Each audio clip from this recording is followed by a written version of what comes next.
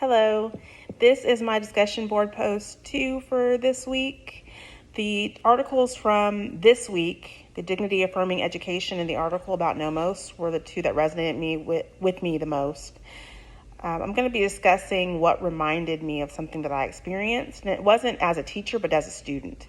So reading dignity affirming education and the experience that the young man had with his teacher about saying sir, and how he was not going to say sir. That just reminded me of something that I went through when I was in high school. I had a band director who I was captain of the color guard, and basically kind of told me, oh, that's that black girl. And that's how he described me. And when he was giving us orders, or, how teachers sometimes do when they're over football or band or something like that, screaming orders, I basically said, no, you're not going to talk to me like that. And that's not how I'm going to be addressed. And I remember how my dignity was confirmed by my father.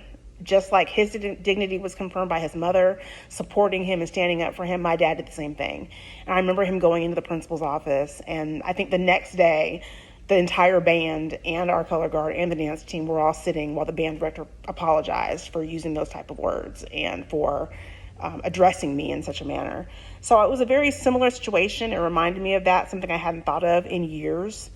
One thing I did disagree about in that article was the use of the word sir, just because I'm from California and I know that I was not raised to say yes sir, yes ma'am, no sir, no ma'am. But I live in the South now. Obviously I'm in Georgia, and it's something that I've raised my kids to do and something that I expect my students to do. It's a matter of respect for me. So in his context, I can understand his defiance of using the word sir. However, that's something that I think is a sign of respect. And it's also based on age and just being a polite person in the South, at least. So I do expect my students, if they say no, I say no what? And I expect them to say no ma'am. And it's not something where it's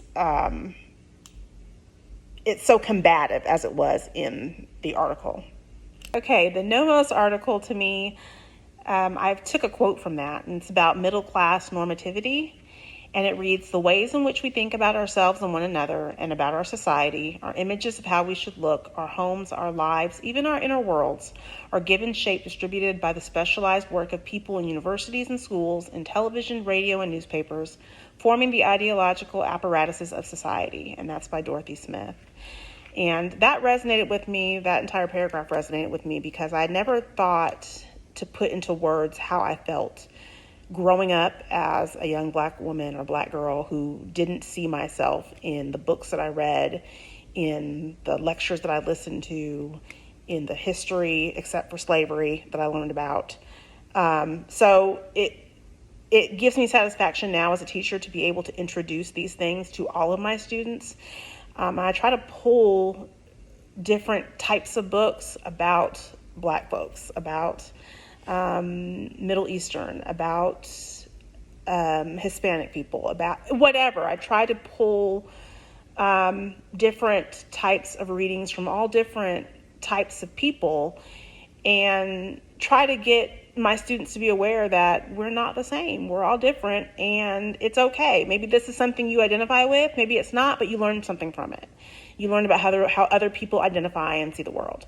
So that's something that I'm trying to do more of in my school. I think our curriculum does not do a very good job of that. We're set to a specific type of curriculum. And again, that middle class normativity kind of just, that's what it's based off of. So we are reading a lot about white girls and boys, men and women doing things that are normal. So to be able to introduce books during my first chapter Fridays, during my book trailer days, just even when we're reading a certain book, to be able to say, hey, this is another aspect, this is another perspective that you can view this from another point of view, is something that I want to try to do more of.